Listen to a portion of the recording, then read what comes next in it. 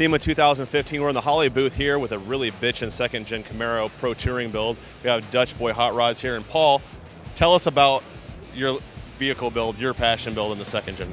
The second gen is something I always kind of wanted to do. I kind of really followed like the 70s Trans Am race cars, and I thought it would be cool to do kind of a modernized version of kind of a GM Trans Am race car look to it. So I kind of kept a stock looking spoiler, but raised it, leaned it back a little bit, built some kind of 70s looking flares, carbon hood, did some little custom touches that I've gotten ideas over the last couple of years. 69 Camaro dash in it with the DSC dash insert. All DSC suspension, JRI coilovers, really gets the car performing really, really well.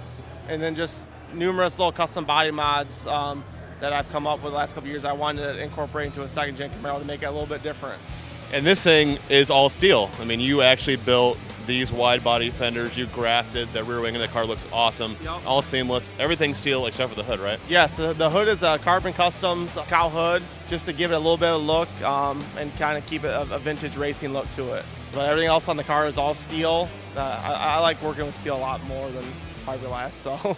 You've incorporated some cool trinkets into the car. You've got grafted in turn signals into the front, split bumpers there. You've got truck light, split beam LED headlights. Kind of run us through kind of the modernizing of the second gen here. What I did is I wanted functional brake ducts, so we removed the original marker lights and brought in brake ducts with a spindle mount, moved the turn signals and running lights to the bumpers.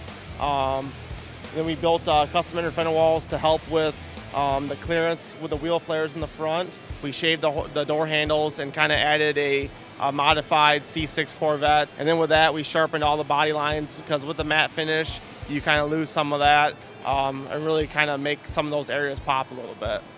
And then power-wise, obviously for Pro Touring, you don't need a ton of power. I mean, a nice little LS7 build. I mean, just looking at the manifold, I was assuming is LS7. You were saying Yep. Little 700 horsepower built by Livernois, right? Yep, Livernois built a 700 horse LS7, 429 cubic inch, with like this is the perfect power and torque ratios that work perfectly with the autocross and road racing events. High RPM for the road course, and then good power down low for autocrossing and whatnot. And you guys stay pretty serious. I see you got the Peterson tank in the front corner for the oil, and you got a radiator with even a built-in power steering cooler in it. Yeah, we went with the Peterson dry sump system just for hard autocross days. This is an oversized 3.5 gallon tank, so we'll no problem with sucking oil dry in the motor. And then with the CNR radiator, a built-in power steering cooler, and then a built-in oil cooler to help us well. And then the CNR radiator is fantastic for track events. We've had with the track events where we come out the track and the car's under 200 degrees. So it's just between the dry sump, the CNR radiator, just good engine insurance.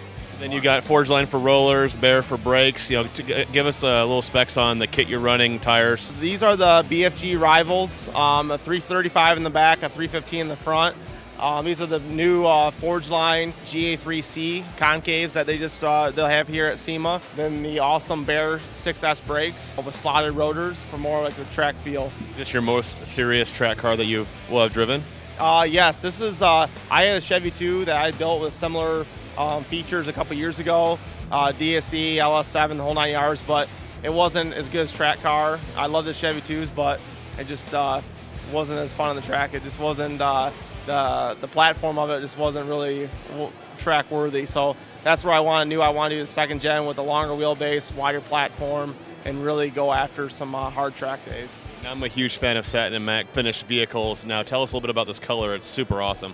This is an all in Enviro-based PBG. It is a Charlie Hutton collection, the Vibrance line that he is doing. This is a checkered pass, which he put on a Riddler car a few years ago, and I liked it so much I saw it, and we by accident sprayed a panel with it to test out some flat clear, and just fell in love with the color. You had one of those rare instances where you actually had an accident that happened in building a car that actually turned out for the better. Yeah, I had my mind set up from day one. I wanted the car to be red, and I knew just a bright red, and then I kind of changed. I had a rendering done with like a battleship gray color, and I really wanted that. And then by accident, we were at paint school and we sprayed this color, or sprayed just the flat clear on this color, and I was like, that's it. With black stripes, the bronze wheels and kind of carrying that theme out throughout the car, I think it really come like a very earth tone, natural looking paint theme. If you guys are at SEMA, come by and check out this build. It's badass. If not, we're also got a little photo feature that we're going to be doing on this as well. So check out the details and the photos as well.